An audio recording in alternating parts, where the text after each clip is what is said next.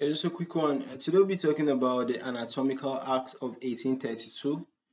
And previously we spoke about the Anatomical Society, which was found in 1810.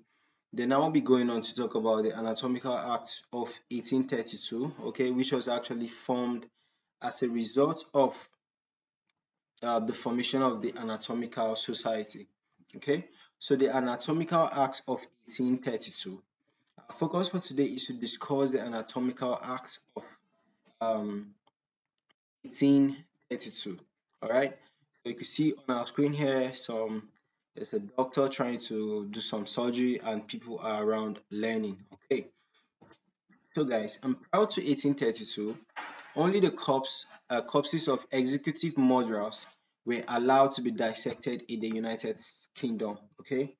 So if you are actually a criminal, you have killed a lot of people. When you die, they don't bury you. They give out your body so that people could use your body to learn anatomy. So the Anatomical Act of 1832 stipulated that only one or two teachers in each institution practicing anatomy are to obtain the license to dissect and are known as licensed teachers. So I think this was the word coming from a time of saying dissection is a taboo, all right, to them accepting dissection but trying to play safe, okay, so that dissection don't become a street stuff, okay. So they had to implement some strict rules that in a whole institution only two teachers are allowed to dissect. So these two teachers, they accepted the whole responsibility for the proper treatment of all the bodies dissected in the school, okay.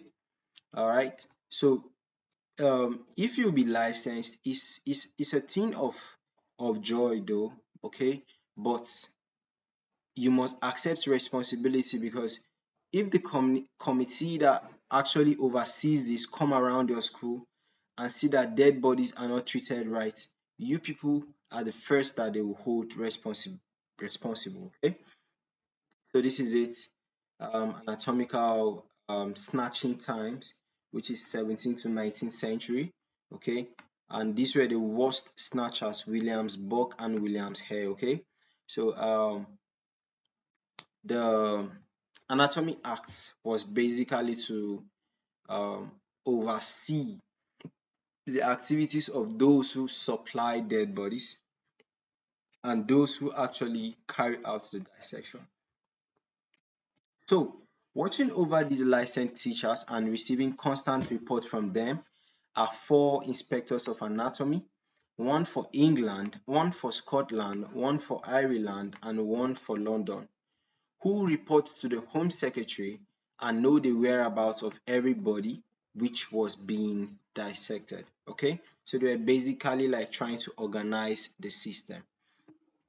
So the main clause of this act is the seventh, which says that a person having lawful possession of a body may permit it to undergo anatomical examination provided no relative of the person objects this decision. Okay, if your relatives don't say that no, we don't want our son's body to be given out to the anatomist, then it will not be given out.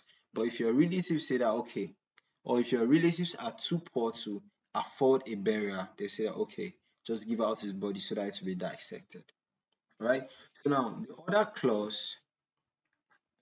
clauses are subsidiary and detail the methods of carrying this into effect. So the main clause was just talking about the family, while the other clauses were talking about other things but related to the family. Okay.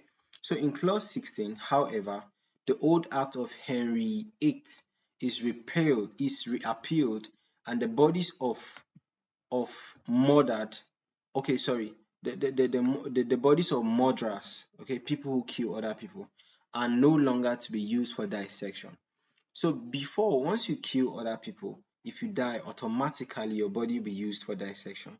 Okay, but later on they revived this law that no, that shouldn't be a punishment for somebody who have killed other people. So there can be little doubt that this act has worked well and with a minimum friction. So this was the Anatomy Act. The outcry over Williamsburg and Williams Hair, those were the ones who were selling dead bodies, killing people, and everything. This stipulated that bodies of those maintained by the state, the very poor who lived in workhouses, became the properties of anatomists after death. Okay, so basically, poor people who could not afford a burial, instead of just throwing your body away, they will give your body so that it can be useful, at least to knowledge. Okay, so that was the Anatomical Act of 1832. All right, it was pretty. See you guys next round.